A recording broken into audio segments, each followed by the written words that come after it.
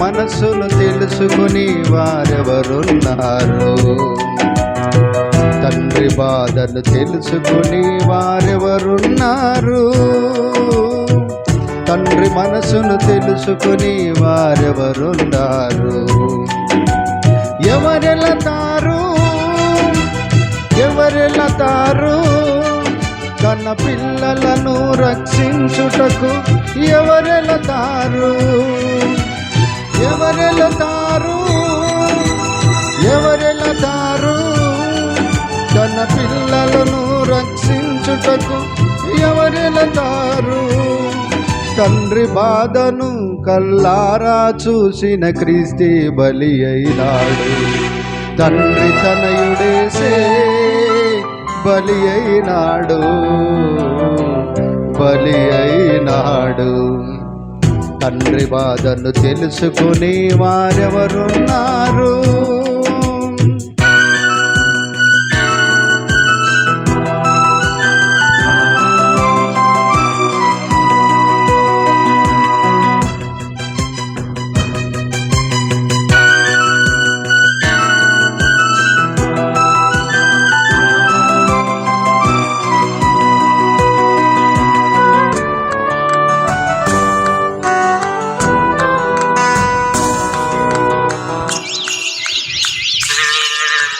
పశువులకు యజమాని ఎవరో తెలుసును,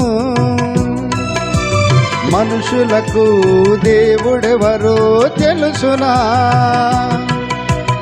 పశువులకు యజమాని ఎవరో తెలుసును, మనుషులకు దేవుడెవరో తెలుసునా?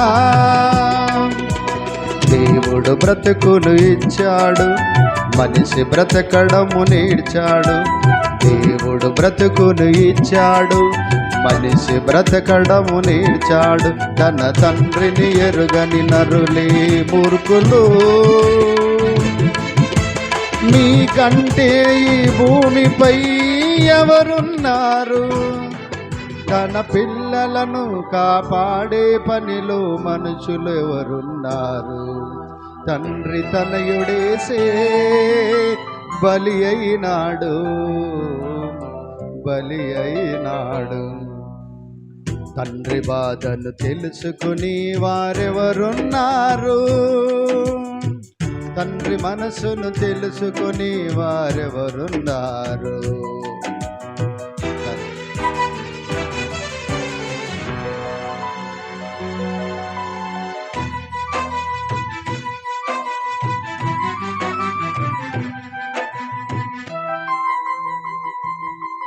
నీ జననం నీ మరణం ఒంటరితనమే, నీ బ్రతుకుని ముగుటకు చాలును ఒకే ఒక్క క్షణమే. చనిపోతే నీ వారే నీతో రారు, సాగనంపుతారు నీ కన్నవారు. దేవునికేమో అన్యాయం చేశావు, అందరి కోసం అన్నీ సమకూర్చావు. నీవన్నీ వారికి, నీవేమో కాటికి. తండ్రి బాధను తెలుసుకుని వారెవరున్నారు? తండ్రి మనసును తెలుసుకుని వారెవరున్నారు? తండ్రి బాధను తెలుసుకుని వారెవరున్నారు? తండ్రి మనసును తెలుసుకుని వారెవరున్నారు? ఎవరెళతారు ఎవరెళతారు తన పిల్లలను రక్షించుటకు?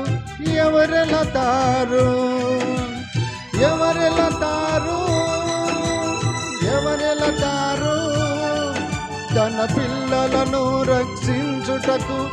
ఎవరెళతారు? తండ్రి బాధను కల్లారా చూసిన క్రీస్తే బలి అయినాడు. తండ్రి తనయుడేసే బలి అయినాడు, బలి అయినాడు. తండ్రి బాధను తెలుసుకుని వారెవరున్నారు?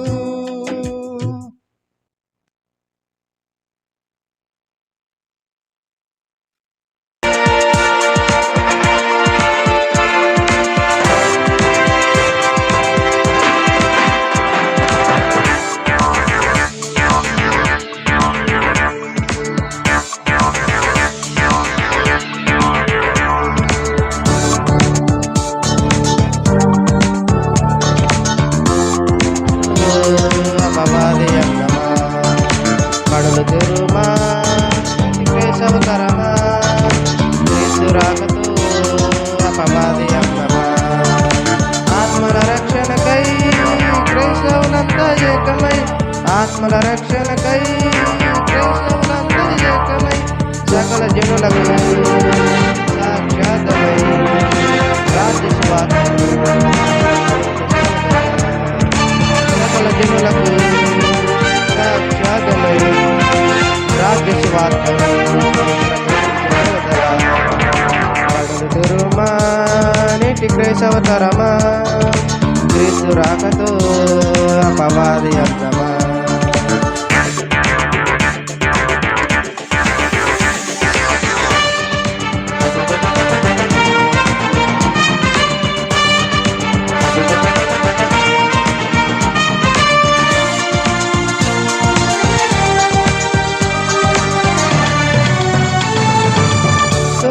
వస్తానన్నాడు మరి ఎందుకు రాకున్నాడు? క్రీస్తు రాక లక్ష్యం తెలుసుకో క్రైస్తవుడా. త్వరగా వస్తానన్నాడు మరి ఎందుకు రాకున్నాడు? క్రీస్తు రాక లక్ష్యం తెలుసుకో క్రైస్తవుడా. క్రీస్తు రాకమునందు అపవాది మరణం ముడిపడింది, రాజువాద లోకానికంతం ముడిపడింది. క్రీస్తు రాకమునందు అపవాది మరణం ముడిపడింది, రాజువాద లోకానికంతం ముడిపడింది. జరిగినా యుద్ధాలే జరిగినా భూకంపాలే వచ్చినా ఏ శుభకారాలేదెందుకు? సకల జనులకు సాక్షాత్తమై రాజ్య సువార్తను ప్రకటించు సోదరా. సకల జనులకు సాక్షాత్తమై రాజ్య సువార్తను ప్రకటించు సోదరా. కడులు తెరుమా నీటి క్రైస్తవతరమా క్రీస్తు రాకతో అపవాది అంగమా.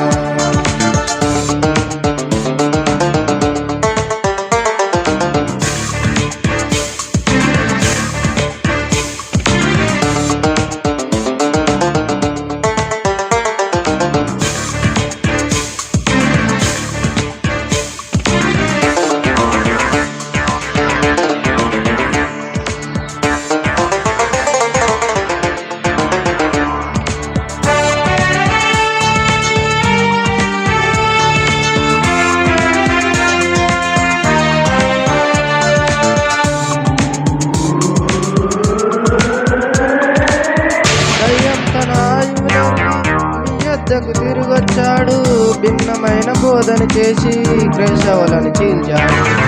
దయ్యం తన ఆయువు నెరిగి నీ యొద్దకు తిరిగొచ్చాడు, భిన్నమైన బోధన చేసి క్రైస్తవులను చీల్చాడు. విశ్వాసం ఒక్కటైతే ఎవరి నమ్మకం వారిదంటాడు. విశ్వాసం ఒక్కటైతే ఎవరి నమ్మకం వారిదంటాడు. క్రైస్తవునిగా మారితే శ్రమలేవని అంటాడు. ఈ వార్తను చేపట్టి ప్రజలకు ప్రకటించే సర్వదాసులు లెక్క పూర్తయితే ఈ విశ్వ వినాశనం సకల జనులకు సాక్షాత్తమై రాజ్య సువార్తను ప్రకటించే సోదరా. సకల జనులకు సాక్షాత్తమై రాజ్య సువార్తను ప్రకటించే సోదరా. నేటి క్రైస్తవతరమా క్రీస్తు రాకతో అపవాది అంగమా. కడులు తెరుమా నేటి క్రైస్తవతరమా క్రీస్తు రాకతో అపవాది అంగమా. ఆత్మల రక్షణకై క్రైస్తవులంతా ఏకమై ఆత్మల రక్షణకై క్రైస్తవులంతా ఏకమై సకల సకల జనులకు సాక్షాత్మై రాజ్య సువార్తను ప్రకటించు సోదరా. సకల జనులకు సాక్షాత్మై రాజ్య సువార్తను ప్రకటించు సోదరా.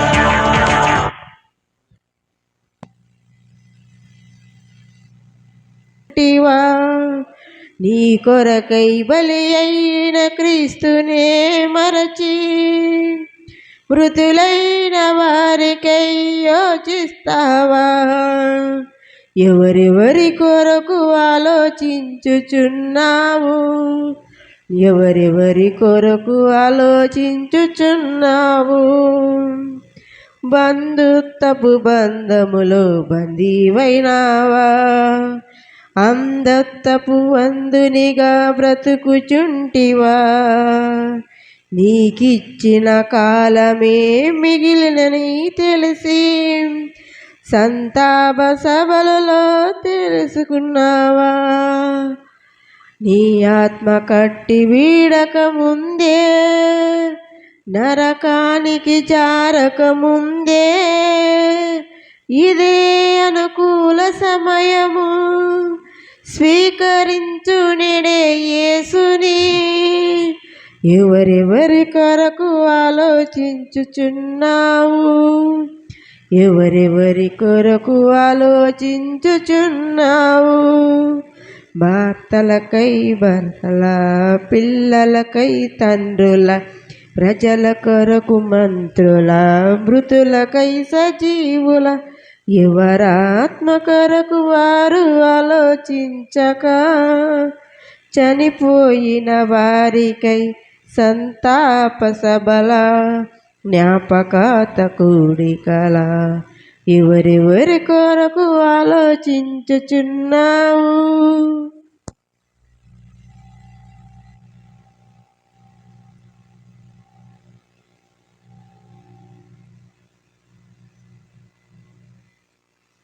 మంచిదండి. ప్రియమైనటువంటి దేవుని వారలారా, పాటలు ఇంతటితో ముగించబడి ఉన్నాయి. ప్రార్థన చేసుకుందాం. కళ్ళు మూసుకుంటే ప్రార్థన చేసుకొని దేవుని వాక్యాన్ని కొన్ని నిమిషాలు ధ్యానించుకొని ఈ యొక్క బైబుల్ లేఖనాల పరిశోధనను ముగించుకుందాం. పరిశుద్ధుడు అయిన మా కన్న తండ్రినైనా, నీ పక్షాన నిలవబడి నీ వాక్కులను, నీ జ్ఞానమును నీ పిల్లలకు బోధించిన ఉండగా నాకు చక్కని వివరణాత్మకంగా బోధించడానికి తగు జ్ఞానమును, వివేచనను దయచేయండి. వినుచున్న నీ పిల్లలకు వినగలిగిన చెవులు, గ్రహించగల మనసు దయచేయమని యేసుక్రీస్తు నామం పేరిట ప్రార్థన అడిగి వేడుకుంటున్నాము తండ్రి, ఆమేన్. మంచిదండి. ప్రియమైనటువంటి దేవుని సంగమా, దేవుని వాక్యము నుండి ఈ రాత్రి ప్రియులరా మరి చెప్పబడుతున్నటువంటి అంశ భాగము, సంఘానికి శిరస్సుగా ఎవరిని పేరు పెట్టుకోవాలి? సంఘానికి శిరస్సుగా ఎవరి పేరు పెట్టుకోవాలి అనేటటువంటి అంశాన్ని ప్రియులారా ఈ రాత్రి బోధిస్తూ ఉండగా జాగ్రత్తగా విని దేవుని వాక్యానుసారంగా ఆలోచిస్తారని, దేవుని వాక్యానుసారంగా మరి ప్రవర్తించు నిమిత్తమై చక్కని అంశాన్ని మనం బోధించుకుంటూ ఉన్నాం. సంఘానికి శిరస్సుగా ఎవరి పేరు పెట్టుకోవాలి అని మనం ఈ యొక్క అంశములో మనము లోతుగా ఆలోచన చేయగలిగితే ప్రియులారా, ఈరోజు క్రైస్తవులు రోజు రోజుకి మరి ఎక్కువైతున్నట్టుగా, మార్పు చెందుతున్నట్టుగా మరి అనేక రీతిలుగా ప్రియులరా సమాజంలో చూస్తూ ఉన్నాం. క్రైస్తవులు ప్రభుని నమ్ముకున్నట్లుగా, ప్రభు దగ్గరకు వచ్చినటువంటి వారిగా, ప్రభులో మార్పు చెందినటువంటి వారిగా ఆలోచన చేద్దాం. గమనించినట్లయితే ప్రియమైనటువంటి దేవుని వారలారా, ఈరోజు మార్పు చెందినటువంటి క్రైస్తవులకు ఒక దుక్కు, మార్పు చెందినటువంటి క్రైస్తవులకు బైబిల్లో ఉన్న సర్వసత్యము కొద్దిపాటి అర్థమయ్యి ఇంకా అనేక సంగతులు అర్థం చేసుకోవాల్సిన అవసరత ఉంది. క్రైస్తవుల్లో ఉన్న కొద్దిపాటి విశ్వాసము చేత ఉన్న ప్రభు దగ్గరికి, ప్రభునందు విశ్వాసము కలిగి బ్రతుకుతున్న క్రైస్తవులకు ఇంకా సర్వసత్యము అర్థం కాలేదు అన్నటువంటిదిగా మీకు తెలియపరుస్తున్నాను. అందుకే సర్వసత్యమును తెలుసుకోవాలి.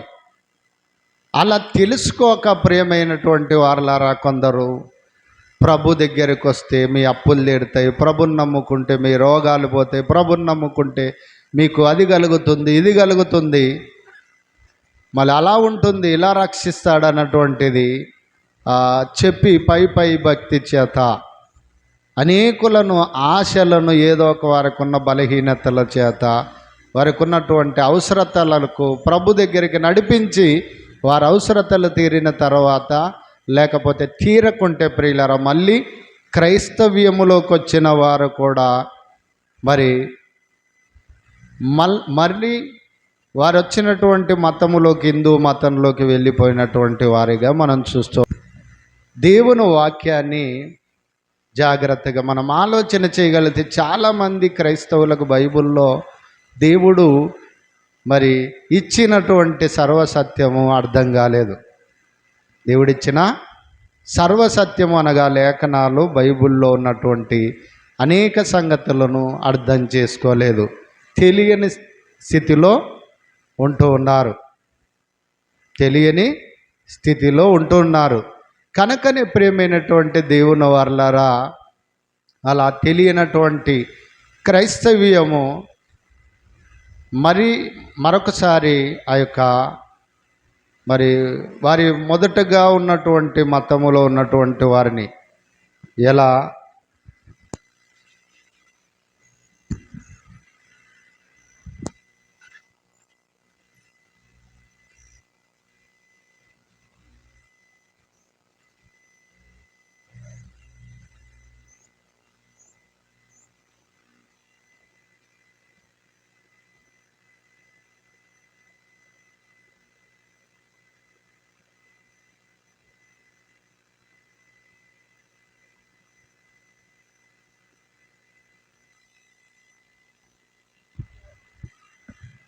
కనుక సమాజం అంతా కూడా బైబిల్ తెలుసుకోకుండా తెలియని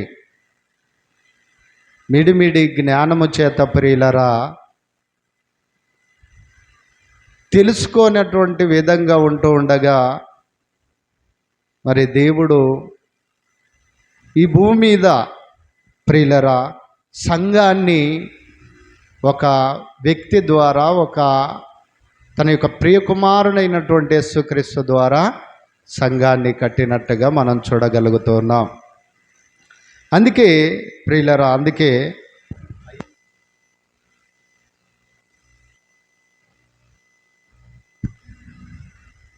కొరింథీయులకు రాసిన మొదటి పత్రిక మనం చదువుకోగలిగితే, కొరింథీయులకు రాసిన మొదటి పత్రిక 11వ అధ్యాయము 3వ వచనాన్ని మనం చూడగలిగితే ప్రియులరా, దేవుడు కొన్ని అంచెలంచెలుగా తన యొక్క ఉద్దేశాన్ని సమాజానికి చెప్పినటువంటి వానిగా మనం చూడగలుగుతూ ఉన్నాం. దేవుడు సర్వసత్యములో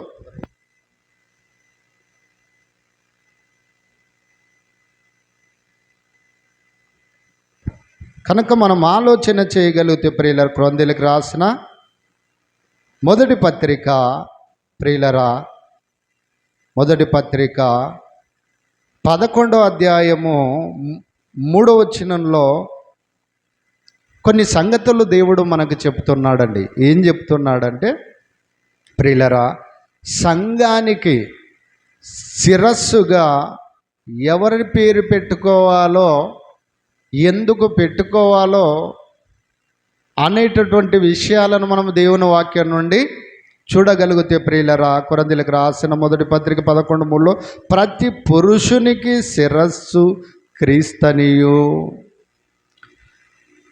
మరి స్త్రీకి శిరస్సు పురుషుడనియు, క్రీస్తునకు శిరస్సు దేవుడనియు మీరు తెలుసుకొనవలనని కోరుచున్నాను అంటున్నాడు పౌలు. ఏమంటున్నాడు ఇక్కడ? ప్రతి పురుషునికి శిరస్సు క్రీస్తనియు.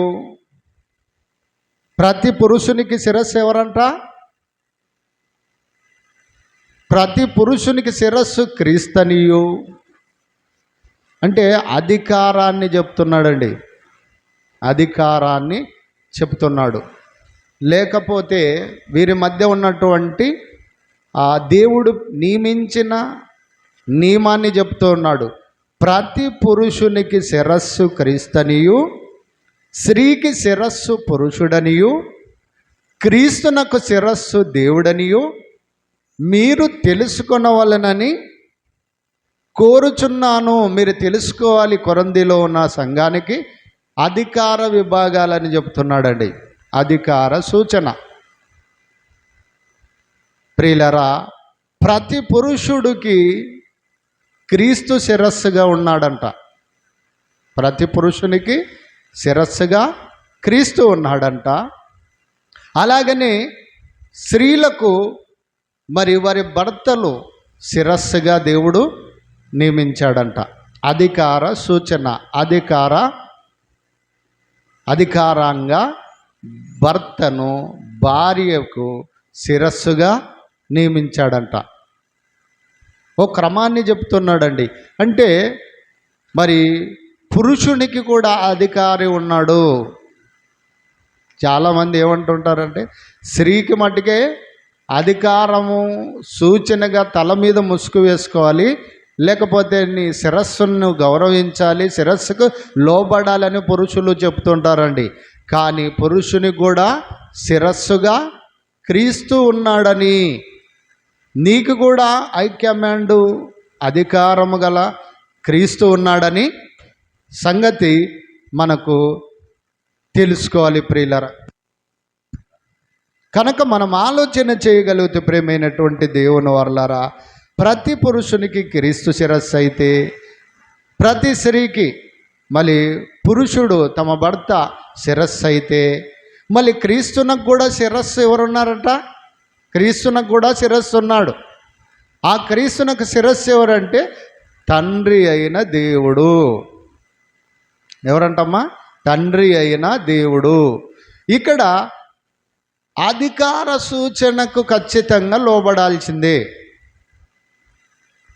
క్రీస్తు దేవునికి లోబడాలి, క్రీస్తునకు పురుషులు లోబడాలి, పురుషులకు వారి యొక్క సొంత భార్యలు లోబడి ఉండాలి, భార్య లోబడి ఉండాలి. ఇది దేవుడు పెట్టిన క్రమం ప్రియులరా, ఇది దేవుడు నియమించిన క్రమం. ఈ క్రమములోనే ప్రియమైనటువంటి దేవుని వరలరా, ఈ క్రమములోనే ఇప్పుడు మనము చూద్దాం. ఈ క్రమములోనే మనం ఆలోచించాలి బైబిల్ని. అధికార సూచన ఈ క్రమములోనే ఆలోచించాలి. అందుకే అంటున్నాడు మత్తయి సువార్త కొత్త నిబంధనలో మత్తయి సువార్త 16వ అధ్యాయము ప్రియులరా, 16వ అధ్యాయం 18వ వచనాన్ని మనము జాగ్రత్తగా చూడగలిగితే అక్కడ మరి యేసుక్రీస్తు వారు పేతురుతో ఒక మాట చెప్తున్నట్టుగా మనకు అర్థమవుతుంది.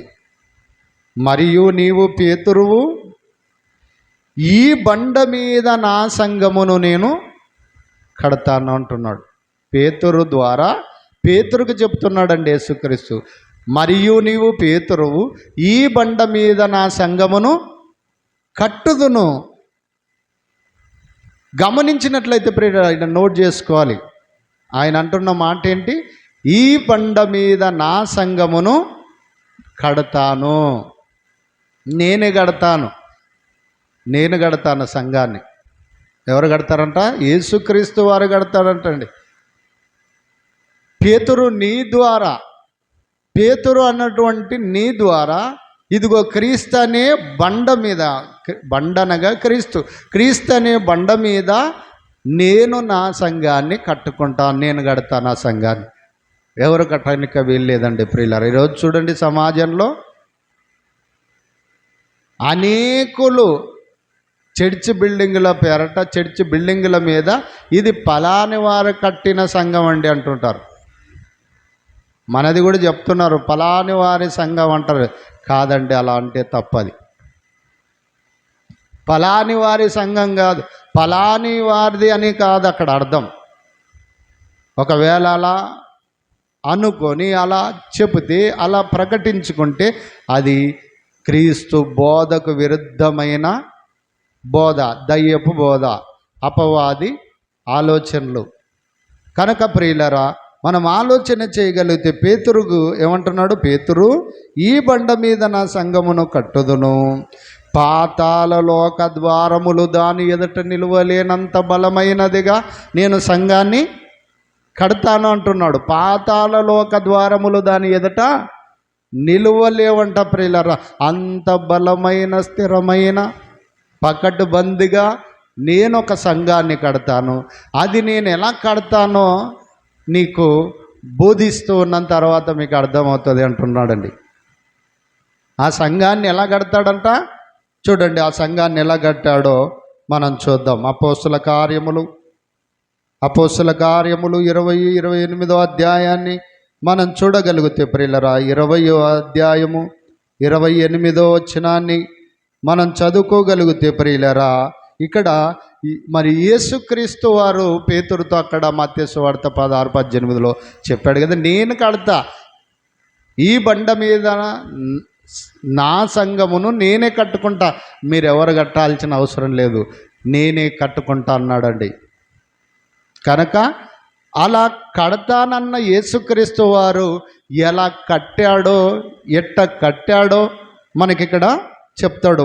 అపోస్తల కార్యం 20:28లో అంటాడు, దేవుడు తన స్వరక్తమిచ్చి సంపాదించిన తన సంఘము అంటాడు. అంటే యేసుక్రీస్తు వారు తన స్వరక్తాన్ని కార్చి, తన రక్తాన్ని చిందించి, తన రక్తము ద్వారా, తన రక్త ప్రోక్షము ద్వారా ఆ సంఘమును కట్టుకుంటాను అన్నాడు. కట్టాడంట. తన రక్తమును కార్చి దేవుడు తన స్వరక్తమిచ్చి సంపాదించుకున్న సంఘం ఉంటుంది. అంటే యేసుక్రీస్తు వారు దేవుడు, అంటే యేసుక్రీస్తు వారిని కూడా మనం చెప్పొచ్చు బైబిల్ ప్రకారంగా. దేవుడని, యేసు ప్రభువుల వారిని కూడా దేవుడు అనేటువంటి పదము మనకు బైబిల్లో రాయబడింది. అయినప్పటికీ కూడా ప్రియులరా, ఆయన దేవుని కుమారుడిగా మనము నమ్ముచు ప్రియులరా, ఆయన తన స్వరక్తాన్ని కార్చి కట్టాడంట సంఘం. ఎలా కట్టాడంట? రక్తాన్ని కార్చి, రక్తములో కడగబడిన వారినందరినీ తన రాజ్య నివాసులుగా పిలుచుకొని పరిశుద్ధులుగాను వారిని చేసుకొని ఆ సంఘమును కట్టుకున్నాడంట. ఎక్కడుంది ఆ మాట? చూడండి, ఎఫెసీలకు రాసినటువంటి పత్రిక 5వ అధ్యాయము ప్రియులరా, 5వ అధ్యాయము 25 నుంచి కొన్ని వచనాలను మనం చదువుకోగలిగితే, ఎఫెసీలకు రాసిన పత్రిక 5వ అధ్యాయము 25 నుంచి 26, 27 మనం చదువుకోగలిగితే అక్కడ అంటాడు, పురుషులారా మీరును మీ భార్యలు ప్రేమించుడి, అటువల్లనే క్రీస్తు కూడా సంఘమును ప్రేమించి అది కలంకమైనను ముడతైనను అట్టిది మరి ఏదైనను లేకుండానట్లు పరిశుద్ధమైనదిగాను నిర్దోషమైనదిగాను మహిమగల సంఘముగాను ఆయన తన ఎదుట దానిలో పెట్టుకొనవలనని వాక్యముతో ఉదక స్నానం చేయించి ఉతికించి ప్రతి హృదయమును పరిశుద్ధపరిచి వాక్యం అన్నటువంటి సబ్బు ద్వారా, మరి వాక్యముతో ఉదక స్నానము చేత దానిని పవిత్రపరిచి పరిశుద్ధపరచుటకై దాని కొరకే తాను అప్పగించుకొని దాని కొరకే మరణించాడంట ప్రియులారా. ఎవరి కొరకు? సంఘం కొరకు. సంఘాన్ని కట్టుకోవటానికి, సంఘాన్ని మరి చేయటానికి, సంఘం కట్టడానికి ఏం చేశాడంటే యేసుక్రీస్తు తన రక్తాన్ని కార్చాడంట ప్రియులరా. తన ప్రాణముని పెట్టి కొన్నాడంట. కనుక ప్రేమైనటువంటి వాళ్ళారా, సంఘం ఎలా ఉండాలనంట? సంఘము ఎలా ఉండాలన్నా? మళ్ళీ సంఘము నిర్దోషమైనదిగా, మహిమ కలిగినదిగా, తన ఎదుట పరిశుద్ధమైన సంఘముగా దాన్ని నిలబెట్టుకోవటానికి తన ప్రాణాన్ని, తన విలువైన రక్తాన్ని కార్చి సంఘాన్ని మళ్ళీ పరిశుద్ధపరచుకున్నాడంట ప్రియులరా. సంఘాన్ని కట్టుకున్నాడంట. అలాంటి ప్రజలు ఆ రక్తము ద్వారా కడగబడిన వారుగా, ఆ రక్తములో నుండి విమోచింపబడిన వారుగా, ఆ రక్తములో నుండి మరి ప్రభుని చేరుకునేటటువంటి వారిగా బాప్తిసం ద్వారా ప్రభులోకి నడువబడి లోకము నుండి సంఘములోకి, పరిశుద్ధతలోకి పిలుచుకున్నాడంట ప్రియులారా యేసుక్రీస్తు వారు. అలాంటి యేసుక్రీస్తు వారిని ఇప్పుడు మనము ఎలా నిర్లక్ష్యపరుస్తున్నాం? ఒక వచనాన్ని చదువుకొని ముగించుకుందాం, టైం లేదు కనుక. ప్రియులారా చూద్దాం. యేసుక్రీస్తు వారు గురించి ఆయన తన విలువైన రక్తాన్ని కార్చి తన యొక్క రక్తము ద్వారా మరి అనేకులను క్షమించటానికి బాప్తీసం ద్వారా మారు మనసును గురించిన బాప్తీసం తీసుకొని ప్రభులోకి నడుచుకున్నటువంటి వారిగా వారి పాపాలు ఒప్పుకొని ప్రభు యొక్క మరి సంఘములో చేరినప్పుడు వారి పాపాలు కూడా క్షమింపబడతాయి అన్నటువంటిది తెలియపరుస్తున్నాడు. చూడండి, అపోస్తుల కార్యము చదువుకున్నాం కదా. ప్రకటన గ్రంథానికి వెళ్ళిపోదాం. ఇదొక అధ్యాయం చదువుకొని ముగించుకుందాం. 5వ అధ్యాయము, ప్రకటన గ్రంథం 5వ అధ్యాయము 9-10 వచనాలను మనం చూడగలిగితే ప్రియులరా, ఇక్కడ మరి ఒక బలిష్టమైనటువంటి దేవదూత బిగ్గరగా కేకలు వేస్తుందంట. ఏమని కేకలు వేస్తుందంట? ప్రకటన గ్రంథం 5:9 ఆ పెద్దలు నీవు ఆ గ్రంథమును తీసుకొని దాని ముద్రలు విప్పుటకు యోగ్యుడవు, నీవు వధింపబడిన వాడవై నీ రక్తమిచ్చి ప్రతి వంశములోను, ఆయా భాషలు మాట్లాడు వారిలోను, ప్రతి ప్రజలలోను, ప్రతి జనములోను దేవుని కొరకు మనుషులను కొని మరి దేవుని కొరకు మనుషులను కొన్నాడంట. ఏది పెట్టి కొన్నాడంట? తన రక్తాన్ని ఇచ్చి, తన రక్తమును కార్చి. మనుషులు దేవుని దగ్గరికి ఎలా చేరాలనో, మనుషులు ఎలా పాపమును జయించి క్రీస్తులో నడవాలో ప్రియులరా, తన యొక్క దేహమంతటిని, తన యొక్క మరి మాంసపు దేహముని సిలువ మీద మేకుల ద్వారా సిలువకు కొట్టబడి తన విలువైన రక్తాన్ని అంతటిని కూడా చివరికి తన పక్కలో బల్లెపోటుతో పొడిచిన ఆ రక్తమంతా కార్చి కొన్నాడంట ప్రియులరా. ఇదిగో రండి, దేవుని దగ్గరికి రండి. అందుకే అంటున్నాడు అక్కడ చూడండి, కింది వచనాన్ని మనం చూడగలిగితే, మా దేవునికి వారిని ఒక రాజ్యముగాను, దేవునికి ఒక రాజ్యాన్ని, పరిశుద్ధమైన రాజ్యం, పవిత్రమైన రాజ్యం. పరిశుద్ధమైన రాజ్యం అన్న సంఘం అన్న ఒకటే. అది పరిశుద్ధమైన సంఘముగాను, నిర్దోషమైన సంఘముగాను, మహిమ కలిగిన సంఘముగాను, ఆయన దానిని తన ఎదుట నిలువబెట్టుకోవటానికి క్రీస్తు చనిపోయాడు. చనిపోయినటువంటి ఈ క్రీస్తు తన రక్తమిచ్చి కొన్నాడంటండి ప్రజల్ని. ఈ ప్రజల్ని అందరినీ కాదు, చాలామందికి అర్థం కాదు. ఈరోజు మత ఛాందసవాదులు కూడా ఏం చెప్తున్నారంటే, ఈయన యేసుప్రభు మా పాపాల కొరకు రక్తాన్ని కార్చాడంటే వాళ్ళ కొరకు కాదండి. మళ్ళీ అందరూ రావాలని ఆయన కార్చినప్పటికి కూడా మళ్ళీ క్రీస్తు రక్తములు కడగబడిన వారు ఎవరంటే సంఘములోకి వచ్చిన వారు, లోకములో నుండి తన యొక్క సంఘములోకి పిలువబడిన వారు, రాజ్య నివాసులుగా అయిన వారు. వీళ్ళ కొరకు తన రక్తాన్ని కార్చి సంపాదించుకొని నాడు సంఘాన్ని. కనుక ప్రియులారా, మరి మా దేవునికి ఒక రాజ్యముగాను, సంఘముగాను, మళ్ళీ యేసుక్రీస్తు తనలో విలువైన రక్తాన్ని కార్చి కొన్నాడంట. కనుక ప్రియులారా, ఆ యొక్క సంఘానికి ఏం పేరు పెట్టుకున్నారంట? ఆ మాట చదువుకొని ముగించుకుందాం. ఇక ఆ సంఘానికి ఏమని పేరు పెట్టాలి? అంతే కదా పాఠం. సంఘానికి శిరస్సుగా ఎవరి పేరు పెట్టాలి అంటే ప్రియులారా, నేను ఇంకా ఈ విషయాన్ని వీలైతే ఆదివారం పూర్తిగా నేను మాట్లాడతాను. ఇప్పుడు మనం ఆలోచన చేయగలిగితే ప్రియమైనటువంటి వారలారా, ఈరోజు మనం కష్టపడి సంపాదించుకున్న పొలముకు మనం కష్టపడినప్పుడు డాక్యుమెంట్ ఎవరి పేరు మీద పెడతాం? మన పేరు మీదనే పెట్టుకుంటాం, లేదా మనకిష్టమైన వారి పేరు మీద పెడతాం. మనమే ఎక్కువగా మన పేరు మీదనే పెట్టుకోవటానికే మనం ఇష్టపడతాం. ఒకవేళ ఇతరుల మీద పెడితే అది ఇతరులు కూడా వాళ్ళది కావచ్చేమో అనే ఉద్దేశంతో మన పేరుతోనే పెట్టుకుంటాం. అది పొలమైనా, ఇళ్ళైనా, సొత్తులైనా, విలువైన ఆభరణాలైనా, ఈ భూమి మీద ఏది పెట్టుకోవాలనుకున్న మనం కష్టపడి మన రక్తాన్ని చిందించి మనము సంపాదించుకునేది, కష్టపడినది అది మనదని చెప్పుకుంటే ఎంత ఆనందపడతామో. ఇతరులది అది అంటే మనం ఏమైనా ఓడ్చుకుంటామా? మనం కష్టపడిన దాన్ని ఇంకొకరి పేరుతో, ఇంకొకరు మరి నాది అని, నేను దీనికి అధిపతినని, నాయకున్నని, అధికారనని ఎవరైనా చెప్తే మనం సహిస్తామా?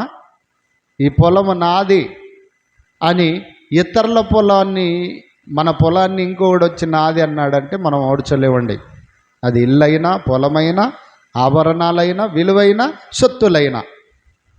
కనుక ప్రియులారా, మనది మనకే ఉండాలి. ఎందుకు అనుకుంటున్నామంటే అది మనది, మనం కష్టం చేసి మనము సంపాదించుకున్నాము, రక్తాన్ని చెమటగా కార్చి అని చెప్పుకుంటాం కదా సమాజంలో. అలాగనే ప్రియులారా, సంఘము కూడా క్రీస్తుదై ఉండాలి. ఎందుకంటే ఆయన తన రక్తాన్ని కార్చినటువంటిదిగా మనకు లేఖనాల్లో సెలవిస్తున్నాయి. ఆయన రక్తాన్ని కార్చి కొన్నట్టుగా సంఘాన్ని మనకు అర్థమవుతుంది. కనుక ప్రియులరా, చూద్దాం. అందుకే మనం ఒక విషయాన్ని చదువుకుందాం. ఒక విషయాన్ని చదువుకొని మనము ముగించుకుందాం. కొలస్సీలకు రాసిన పత్రిక చదువుకొని ముగించుకుందాం. కొలస్సీలకు రాసిన పత్రిక ప్రియులరా, కొలస్సీలకు రాసిన పత్రిక 1వ అధ్యాయము 18వ వచనాన్ని చదువుకుందాం. కొలస్సీలకు రాసిన పత్రిక 1వ అధ్యాయము 18వ వచనాన్ని మనం చూసుకోగలిగితే ప్రియులరా, ఈడ మరి సంగమును శరీరమునకు ఆయనే శిరస్సు అన్నాడు. ఇక్కడ సంగమను శరీరమునకు ఆయనే శిరస్సు అన్నాడు. ఒక బాడీకి, ఇప్పుడు నా బాడీకి నా తలగా నేను మాత్రమే శిరస్సుగా ఉండాలి. నా బాడీ నా శిరస్సే పెట్టాలి. ఈ రోజుల్లో చూడండి, బాడీలు తీసుకొని ఈ యొక్క టెక్నాలజీ ఎక్కువైపోయిన తర్వాత ప్రియులరా, అనేక నేరఘోరాలకు కూడా, అనేకమైన సైబర్ నేరాలకు కూడా ఉపయోగిస్తున్నారు. ఒక వ్యక్తి బాడీని తీసేయటం, ఆ తలని తీసుకెళ్ళి ఇంకోరు బాడీకి పెట్టడం. చూస్తున్నారా? ఈ రోజుల్లో ప్రియులరా, మరి అనేకమైనటువంటి సైబర్ నేరాలకు కూడా ఈ యొక్క దీంట్లో ఏమంటారు, దీంట్లో ఆన్లైన్లో కానివ్వండి, యూట్యూబ్, ఫేస్బుక్, వాట్సాప్, మరి వీటిలో కూడా ఉపయోగిస్తుంటారు. ఈరోజు అనేకమైన యాప్లు వచ్చాయి. ఒకరు బాడీని ఒకరును షేర్ చేసేది, ఒకరి తలని ఇంకొకరికి పెట్టేది, ఆ యొక్క డిజైన్ చేయటానికి, మోడల్స్ చేయటానికి, మరి మంచి వస్త్రాలను చేయటానికి, ఇలాంటి మళ్ళీ సైబర్ నేరాలు ప్రియులర్ అనేకమైన ఘోర కృత్యాలను కూడా చేస్తూ ఉన్నారు సైబర్ నేరాల పేరట. అలాగనే క్రీస్తు శరీరమైనటువంటి సంఘానికి క్రీస్తును మాత్రమే శిరస్సుగా ఉంచాలి. క్రీస్తే ఉండాలి. దానికి కరెక్టు క్రీస్తు మటుకి అధికారి, నాయకుడు, మరి సంరక్షకుడు. ప్రియులరా, మరి అలాంటప్పుడు ఇక్కడ చెప్తున్నాడు కదా, ఇక్కడ చెప్తున్న మాట, సంఘము అను శరీరమునకు ఆయనే శిరస్సు, ఆయనకన్నిటిలో ప్రాముఖ్యము కలుగు నిమిత్తము ఆయన ఆది అయుండి మృతులలో నుండి లేచుటలో ఆది సంభూతుడాయను. ఏమన్నాడంటే యేసుక్రీస్తు అన్నిటిలో ప్రాముఖ్యము కలగాలి. బాడీ, సంఘమని శరీరములో ఉన్నటువంటి గుండె వలన ప్రాముఖ్యము, ఘనత రావాలి శిరస్సుకి. కాళ్ళ ద్వారా ఘనత రావాలి, కళ్ళ ద్వారా ఘనత రావాలి. సర్వదేహం వలన శరీరము ద్వారా ప్రభువుని ఘనపరచాలి అంటున్నాడు. ఇలా కాకుండా అనేకమైనటువంటి తప్పులు తడకలుగా సంఘాన్ని విభజిస్తే, మళ్ళీ అనేకమైనటువంటి వాటి పేరట సంఘాలను పెడితే, మరి పేర్లు పెడితే అది క్రీస్తును అవమానపరిచిన వారము, తండ్రి అయిన దేవుణ్ణి వ్యతిరేకించినటువంటి వారిగా మనం చూడక తప్పదు.